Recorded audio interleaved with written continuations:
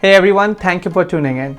I'm your host Snehal Pachigar and you're watching It's Not That Complicated, a talk show where we take interesting and intriguing ideas and make it simple for you to understand, feel inspired, and most importantly, something that you can start doing today.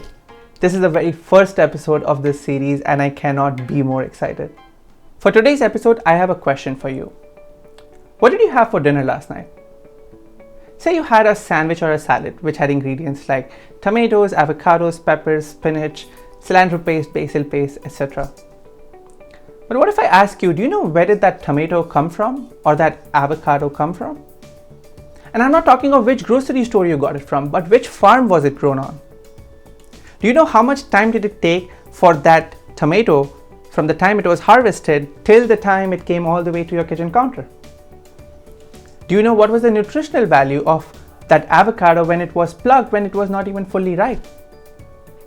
Now, what if I suggest you can actually start growing your own basic items yourself? Now, I know there'll be a lot of questions that you will have, like, but Snehal, I live in the city, the lives are already busy. I don't even have a backyard. I live in an apartment where my patio does not even get sunlight. What is the cost and will it even be worth it?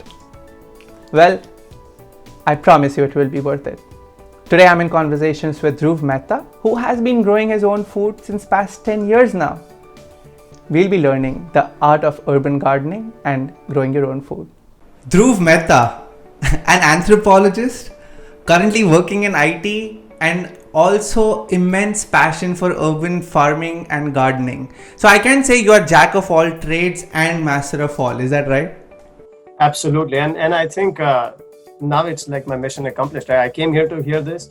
You've said it, so I don't know if there's anything else to talk about though. So we should just end the show right now.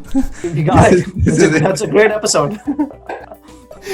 But in all honesty, Dhruv, I have known you for now 11 years. We have been great friends and we were also roommates back in college in University of Illinois, Urbana-Champaign.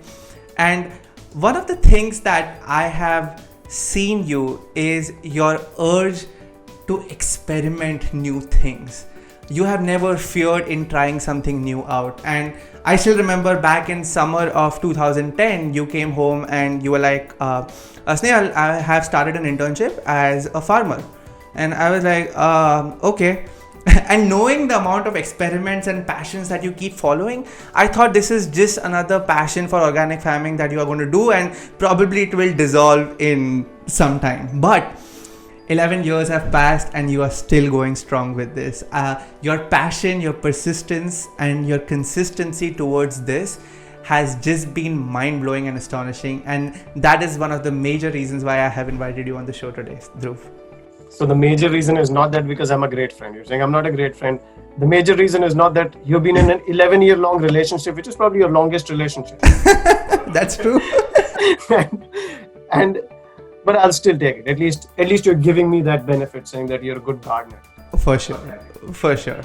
And having said that, let's discuss different aspects of urban gardening and the art of growing your own food, and hopefully by the end of show our audience can get that inspiring kick that, you know, if you want to grow your own food, it's not that complicated. Absolutely. And as you said, right, you've known me for a while and you've seen how many different things I've dabbled with. Some of those stuck with me, some of those didn't. And if I've been doing something for so long, and I personally think I'm not one of the most dedicated guys. I think I'm on the lazier side. So if I can do it, I think anyone can do it. All right, then let's kick it off. So one thing that I wanted to start with is something extremely basic. Can you explain to us what does urban gardening mean? What does it simply mean? Sure. And I'll try to put it as simply as I can, right? So the way I see it, urban gardening is just trying to grow plants. It can be edible. Or it can be ornamental, right? It can be flowers or just some indoor trees, just growing it in an urban environment. So with those limited space, limited sunlight, and all those restrictions and limitations we have, we're still trying to make the best of it and growing it in an urban environment, in an urban setting. So, Dhruv, one of the beauties of urban setup is our grocery stores are just 5 minutes away. I could just drive there and go inside the grocery store, pick out my favorite avocado or grapes, which are excellent looking aesthetically, and they're cheap. So if I already have that setup going, why should I invest my time and energy in growing my own food? That's a very good question. And it's something that I've also reflected on when I started with my journey. So I feel there are two things which it all boils down to. One is health, and second is self-sufficiency or self-reliance. So when I say health, obviously I do mean individual health, but also the health of the planet. So for example, think from perspective of a supermarket, right? I don't think they select food based on the nutritional value. The parameters for them are the shelf life and the appearance. If it's looking good, it's going to sell. Again, which also means that there's going to be less diversity of food on the shelf.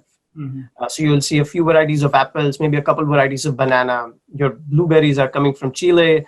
They're putting thousands of miles on that and then emitting carbon. And the second point is these are picked when they're not completely ripe. So they are ripening in that transportation, in that journey. So again, the nutritional quality is not optimum. So that's one, right? So health of the planet, your individual health.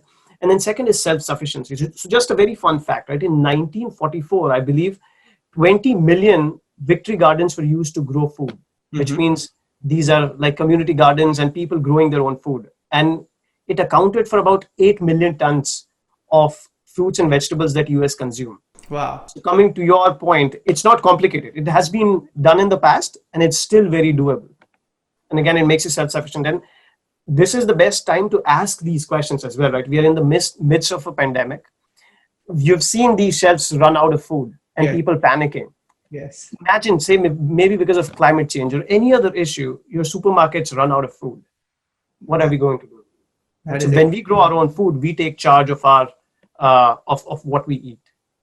That is extremely interesting. And I mean, I know you mentioned about the carbon emissions and stuff, and that is just one aspect of carbon emission through transportation. There are so many other things involved, like packaging and other things that I think the passive negatives that keep adding on when delivering that from farm to our local grocery store.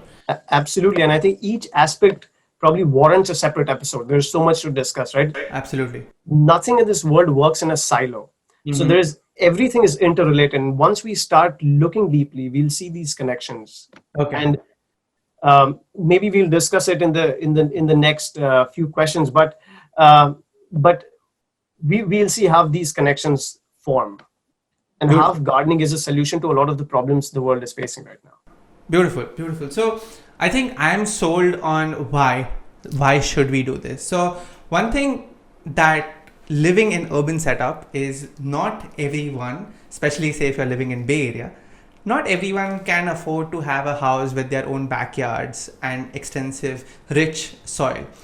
Majority of the times you are limited to living in an apartments with patios and balconies. So having that type of a setup, do you think we can still continue with our pursuit for urban farming and growing our own food?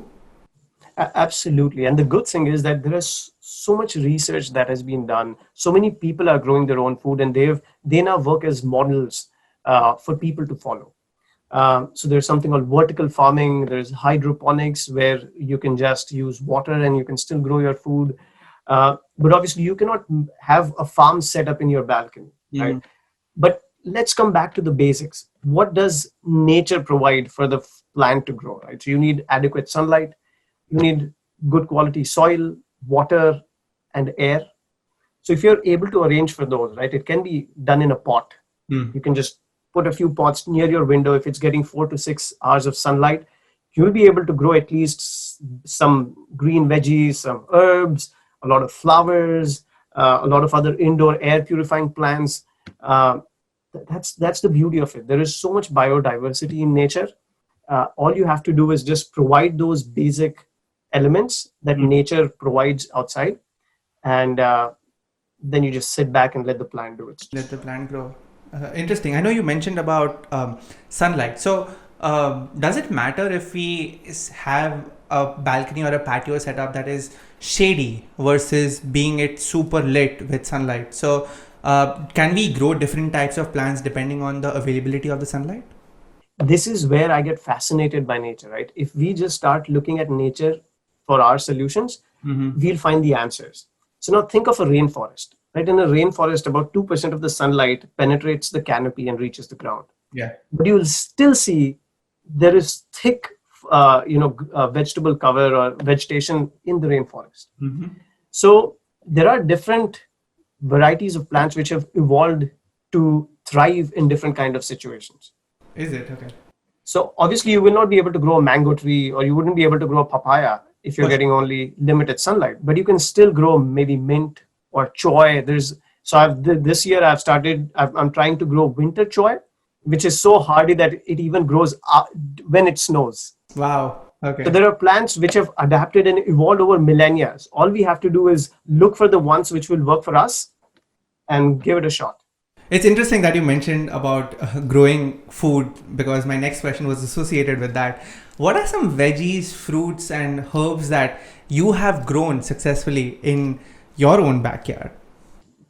So some of the ones which are short are, so I love growing fenugreek, some root vegetables like beets and radishes. Those are very easy to grow. Spinach, then beans do a good job. And then I live in the Midwest and we have a good clay soil. So I experimented with peanuts this year, summer squash. So squashes are native to this area. So I'm getting a very good harvest from summer squash. I've got opo squash, ridged gourd, tomatoes, peppers, basil, okras, a bunch of things. So every year I try to see if I can experiment with new food crops.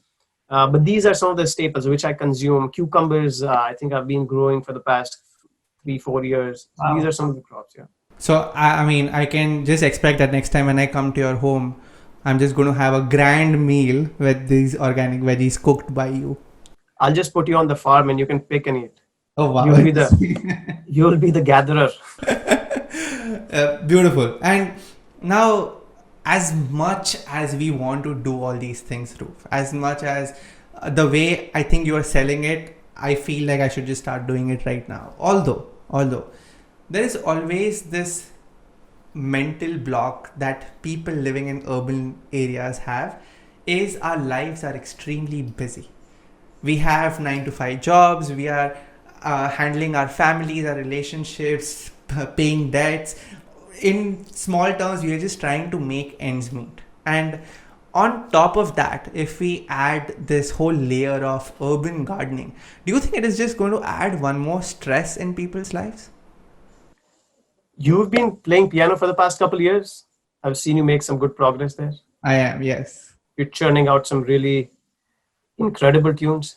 That's right. But let's give you a metaphor, right? So you put it very well when you said the art of urban gardening. So it all comes down to your perspective. If you think of it as an art, which means it's something constructive and not as a chore, right? Then when you play the piano, do you get stressed out when you create something, or does it help you relax? I think I feel very relieved and de-stressed. De-stressed, right? It's the same with gardening as well, right? It's such a constructive endeavor. Once you plant a seed, and just to see that become a small sapling and grow into a plant and then give you fruits and vegetables, it is the most satisfying feeling. So anything constructive you do doesn't become a chore or become a stress, but it becomes a meditation. And I don't think anyone pursues a hobby to get stressed out. Mm-hmm. So gardening, I feel, is very fulfilling. And if you pursue it as an art, if you act as the custodian for nature, Mm-hmm. and let nature do the work, it is miraculous. Very well said, Dhruv. Very well said. So let's talk of numbers now. How much of a financial investment are we talking about with this venture? You scared me there for a second. I'm an anthropologist, you're an engineer. I know you like numbers, but don't quiz me on it. So I'm an engineer, not a businessman yet. But just like any hobby or any art, sky is the limit. So you can go all nuts and spend as much as you want, or you can start small, you can be a minimalist, and if you just get a couple of pots, some used pots, or just reuse some of your containers, Mm-hmm. right? We get so many containers from the store and we end up chugging them out. Maybe you can reuse those plastic containers, those plastic cups, and grow them, right? So that's free of cost. You can get some good soil either from your backyard, or soil even on superstores are very cheap. It's Mm-hmm. very cheap to find soil. and get a few seeds. You can either ask your neighbor, or you can save your own seeds from the tomatoes or the peppers you eat, and just grow that. So you can do it as minimally, like under $5, or you can spend as much as your heart desires. That's interesting. And I think as roommates, one of the things that we also always used to shine upon, because of course, as college students, we don't have money. So recycle and reuse, that was one concept that we encouraged a lot amongst each other. And yeah, I think that similar concept can be applied even here when we are starting out your own hobby. So just quickly going back to our previous question, I know you mentioned that you're currently in Chicago, and we both have lived in Illinois. I know how 9 months of the year it is gloomy, snowy, and not favorable. So what should one do when we don't have favorable climatic conditions shined upon us? So I'll go back to the same answer, or a similar answer I gave, right? Take inspiration from nature. So natives lived here even before the settlers or the Europeans arrived. And they did not starve. They used to hunt, they used to gather, they used to grow. So a lot of the plants have adapted very well to this climate. They have adapted very well to this kind of soil. So in Chicago, obviously, the growing season is about 6 months, which is good enough for annual vegetables. So every year you can plant new vegetables. So squashes are great, corn and soybean and sunflowers, those grow easily. So based on the growing season, you can also start indoors. So a lot of the times, if I know a certain plant is going to take longer than what nature is going to offer me, then I'll start the saplings indoor, or I'll put it outside.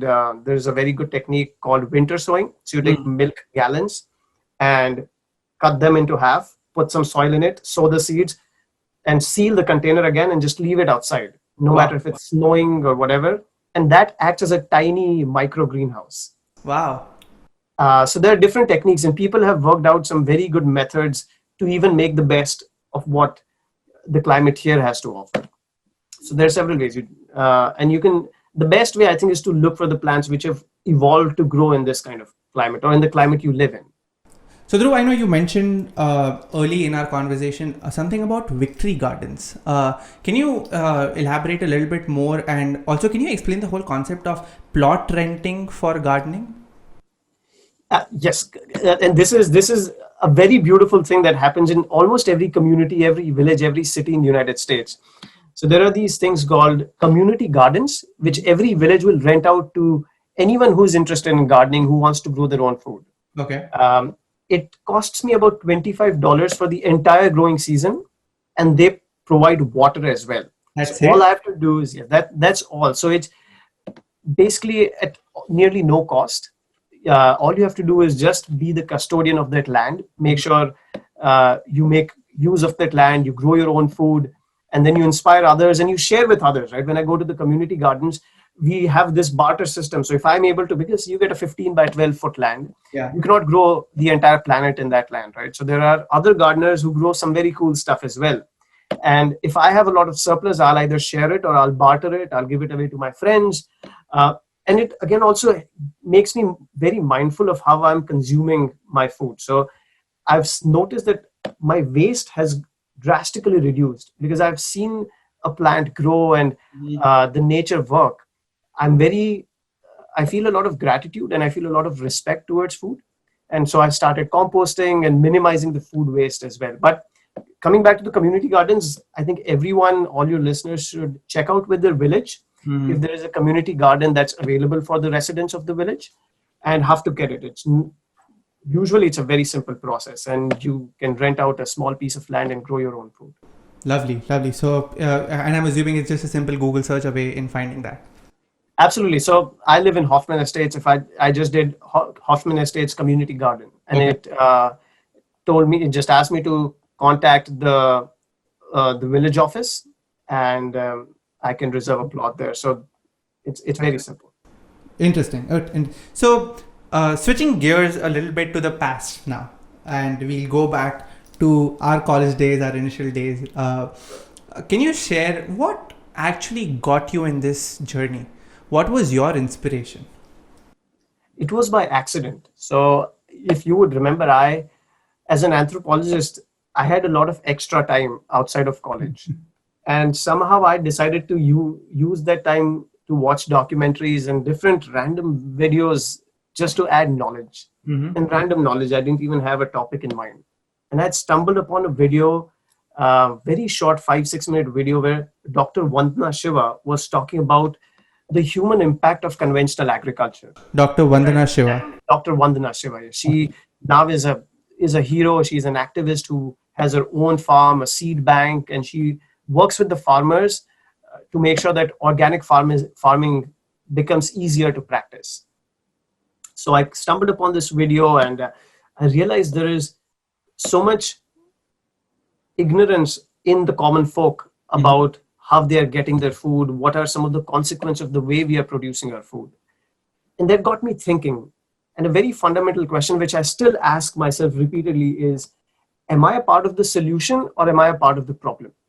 And back then and even now, if we all keep living the way we are living, like a normal American lifestyle, or from any developed country, it doesn't have to be American, any developed nation, the way we live is only adding to the problem. And that answer did not gel well with me. So I did not like the conclusion I was reaching to. So I wanted to be a part of the solution. And back then, with the limited information and knowledge I had, I thought there has to be a better way of doing things. And if farming has such an impact on the planet, can farming be done in a better way? Can I be a part of that solution? Can I become a farmer? Can I somehow inspire some kind of change? So that's how I got into it. And up until the junior or senior year, I hadn't grown anything. So it was completely new arena for me. And that's why I toiled on the farm. You would have seen when I got back, it was like I'm coming from a war front. But I thoroughly enjoyed it. And then one thing led to the another. And I figured that urban farming or farming in general can be a part of the solution if it's done correctly. And since then, I've tried to gain more knowledge, add some more ways in which I grow my own food and take charge of my own food. Beautiful. Yes. And I think at that time, probably my immaturity back in the day, where I thought these topics that you discussed with me, I didn't pay enough attention to that, because as you said, I think it's the ignorance that feeds in. But over the years, once we get matured and once we understand the crux of the problem, then we realize that I think we should be a solution also. So Dhruv, I know we all have questions whenever we start something new, and I'm sure you would have had to. What are some of your resources, some go-to books or websites or blogs that you constantly refer that our viewers can also look at? So thanks to the internet, knowledge has become so easily accessible, and for most instances, it's free of cost as well. So there are a lot of documentaries on this. A few books I can recommend are, so I've been to this farm in South Gujarat, and it's a natural farm. So it's a step better or more in tune with nature than organic farm. And it's a natural farm in South Gujarat. And Dr. Bhaskar Save wrote this beautiful book called A Vision of Natural Farming. There he talks about the philosophy and some of the methods people can implement if they want to farm in a way where it's not causing damage to the environment, but it's actually sequestering some carbon and also it makes growing fun. So that's one book. A very inspiring Japanese farmer by the name of Masanobu Fukuoka. He wrote a couple of very incredible books. There's One Straw Revolution, The Natural Way of Farming. So those are good reference books. And some of the modern greats in the field of permaculture or natural farming are David Holmgren and Bill Mollison. So some of the literature from them, their design ideas will, I think, help a lot of your listeners if they're interested in gardening. Interesting. And we'll also list down some of these resources in our video description. Now, coming to the last segment of this interview. This show is called It's Not That Complicated. So we want to give some actionable CTAs for our viewers to start implementing today. So if I have to ask you, what are some 3 CTAs, some 3 call to actions that our viewers can start doing today if they want to get into urban farming, urban gardening and growing their own food? What would you say? Before I go into that, I would just like to comment that I really love the title you have for your show. It's Thank not you. that complicated, right? So, yeah, let's get into it. So the three CTAs will be, first will be educate yourself. There are two documentaries which I'll highly recommend everyone. The first one is Need to Grow. Need to grow. You can look for it online. It's a beautiful story of, mostly there's one story of urban gardener, there is another of a seed saver, and third is a brilliant scientist who is trying to come up with zero waste solutions. Wow. Okay. That's my first recommendation. Second documentary recommendation would be Living the Change, and this is by a couple of filmmakers from New Zealand, and they've gone and interviewed these different urban gardeners and their journey and the learnings they have for their viewers. So that's another great documentary to watch. The second suggestion or the call to action item would be, list out the things which you consume. Right? Are there some leafy greens? Are some herbs? The herbs are the easiest to grow. Okay. So if you just have limited sunlight and you want to start small, which is my second, the third, the final CTA is to start small. We'll come to that, but just start with a list of items that you consume and see which are the easiest to grow. And the third is start small. As it's very beautifully said, that a journey of 1,000 miles starts with the first step. So if your first step is the 900th step, right, and you are just in this, if you start romanticizing with the idea of having a big farm and growing everything you can think of, then more than likely it will overwhelm you. Start with a small step, grow a few items, see how you're doing, and you'll get an idea, is it exciting you? And if it starts exciting you, then you're on the right track. Beautiful, beautiful. Those are some great suggestions, which I'm sure I'm going to start implementing myself too. So now, before you go, there's one bonus question that I think our viewers should have. I know you have been into farming, so we have viewers probably who have been into growing their own food since a long time too. So is there some advanced tip that you want to share for growing some sort of a veggie or a fruit which will be helpful to them? I don't know if this is an advanced tip. I don't know if I consider myself an expert, to be honest. So one thing I've noticed is we get very fixated when we start growing. We get very fixated on growing food crops and just things which we can consume. And we miss out on some other beautiful plants that nature has as a part of its biodiversity. So I would encourage everyone to grow flowers. Okay. So one, it adds color. It adds that fragrance, aroma. And third, it attracts these pollinators, bees and butterflies. A lot of your vegetables need pollinators to pollinate it so that the flower can turn into fruit. Right. So these flowers have so many roles. For example, I always grow a marigold plant next to my tomatoes because the marigold discourages the pests on tomato plants. So my tomato stays healthy without me doing any external intervention. So it's like a good companion partner plant. So grow a lot of flowers as well with your edibles. It adds color, smell, and it will attract your pollinators and act as pest management as well. Lovely, lovely. Thank you so much for that tip. And Dhruv, it was an absolute honor talking to you today and going through different aspects. I know you are a lot more than just urban gardening. You have knowledge of composting. I think that is a separate topic that we can definitely talk about. But I really appreciate the time that you have taken to talk to me today and just give an inspiring awe to our audience that, you know what, it's not that complicated. I second that. You should do it. There's no analysis paralysis needed in that. Just don't be overwhelmed and just go for it. It's very enjoyable. Beautiful.